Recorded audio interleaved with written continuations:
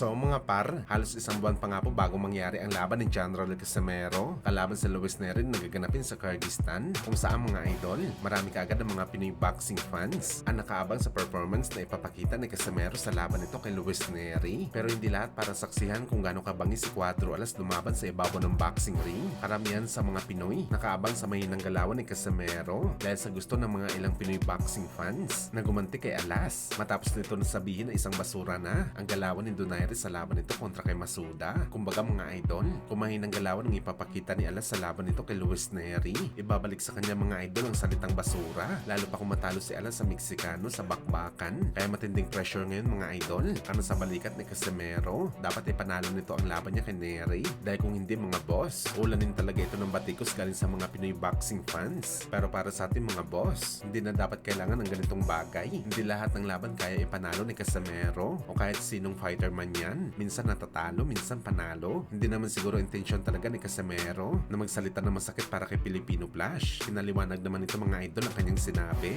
Bakit nag-comment ito ng isang basura na si Flash? Kaya hindi na natin kailangan na sabihin pa ito mga boss. At ibalik kay Casimero. Sakaling mabigo ito sa laban kontra kay Luis Neri. Malakas na kalaban si Luis Neri mga idol. Posible mayari talaga si Casimero sa bakbakan. Kung talo-talo talaga si Casimero. Kung panalo-panalo talaga ito sa bakbakan. Basta solid pa rin ang suporta natin ng mga Pinoy sa mga pambato ng ating bansa.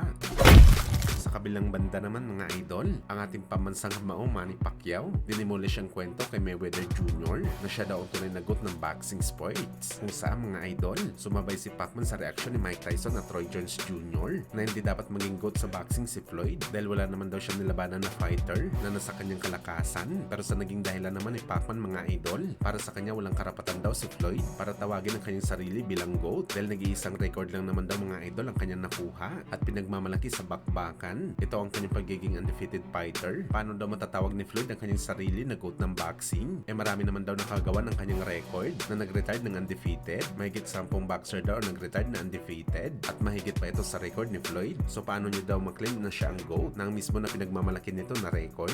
Marami na pala nakakuha. Ayaw niyo daw magbuhat ng kanyang sariling bangko dahil hindi daw siya ganitong tao. Hindi nga daw sinasabi ni Pacman na siya ang GOAT ng boxing sports. Kahit meron itong record na kahit kailan mahirap i-break sa boxing sports. At siya pa lang ang boxer na nakagawa ng imposibleng record na to. Ito ang pagiging champion sa 8 magkakaibang division at 4-decade champion. Hindi daw alam ni Pacman kung meron pa daw boxer na makakuha ng ganitong record. Para kay Boss Manny, kung ikaw daw isang tunay na boxing fan, hindi yung isang casual boxing fan lamang na sumusuporta sa isang boxer. Kung ikaw daw isang boxing fan na nakaintindi ng boxing, hindi mo daw tatawagin na GOAT si Floyd. Kung para kay Boss Manny na mayroong record na imposible ma-break sa bakbakan, hindi daw sinasabi ni Pacman na hindi isang elite fighter si Floyd. Ayaw lang daw talaga nito mga idol na i-claim ni Floyd ang pagiging GOAT na hindi naman daw dapat.